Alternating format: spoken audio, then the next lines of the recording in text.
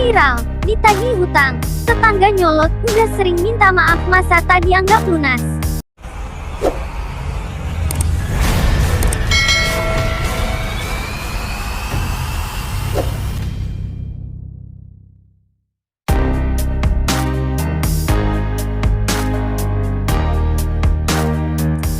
Sikap tetangga yang nyolot saat ditagih hutang menjadi sorotan.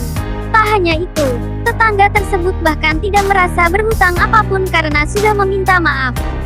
Cerita ini menjadi viral setelah dibagikan akun Twitter @seputartetangga. Seorang sender menceritakan masalahnya dengan sang tetangga yang menyangkut utang. Ada ya orang minjem uang tapi gak sadar, tulis @seputartetangga seperti dikutip suara.com, Rabu, tanggal 11 Agustus tahun 2021. Sender ini memiliki tetangga yang suka menjelek-jelekkan anggota keluarganya.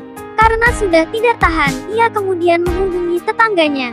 Izin cerita, 3 hari kemarin aku ngehubungin tetanggaku buat nanyain kenapa ngomong jelek terus tentang keponakan aku, cerita sender. Namun saat ditegur, tetangganya itu justru tidak mengakui perbuatannya. Sang tetangga malah bersikap seolah ia yang menjadi korban. Dia malah ngeyel, playing victim seolah-olah dia korbannya. Lanjutnya, sender ini akhirnya memanfaatkan momen itu untuk menagih utang sang tetangga. Ternyata, sang tetangga kerap meminjam uang dari ibu dan kakaknya. Tak tanggung-tanggung, sang tetangga hobi mengutang selama 10 tahun di keluarganya. Bahkan, hampir setiap hari sang tetangga meminjam uang. Mumpung ada kesempatan, sekalianlah aku tagih utang-utangnya yang dipinjam dari mama dan kakak aku, jelas sender itu. BTW ini utang udah bertahun-tahun, kurang lebih 7-10 tahun. Dan frekuensi minjemnya tuh setiap hari. Lanjutnya, saat menagih utang itu, sang sender mengakui sempat berbicara kasar kepada tetangganya. Ia mengatakan sudah tidak tahan. Kendati demikian, sender ini sudah meminta maaf.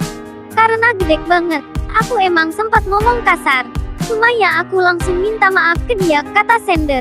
Namun, sang tetangga justru tidak terima dan mendatangi rumahnya. Tetangga itu mengatakan tidak pernah berhutang dengan keluarga sang sender. Dia ngamuk dong sampai ngedatengin rumah aku. Katanya, kapan pinjemnya? Saya mah gak pernah minjem dari situ. Pernyataan tetangga itu membuat sender ini semakin sebal. Beberapa saat kemudian, gantian kakaknya yang menagih langsung ke tetangga tersebut.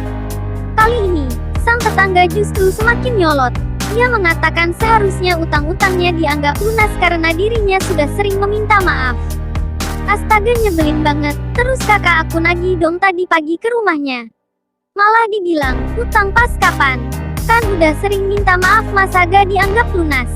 Jawaban tetangga itu tentu membuat sang sender sampai mengelus dada. Ia tak bisa berkata-kata lagi atas sikap tetangganya. Sudah berhutang setiap hari namun tidak mengingatnya sama sekali. Cerita tersebut menuai sorotan warganet. Mereka menuliskan beragam pendapat mereka mengenai sikap tetangga di kolom komentar. Kalau ngasih hutang tanpa ada perjanjian tertulisnya ada kemungkinan besar tidak akan dibayar. Selain itu tanpa adanya surat perjanjian, tidak akan bisa dijadikan bukti kalau tetangga tersebut punya hutang kepada keluarga kakak, komen warganet.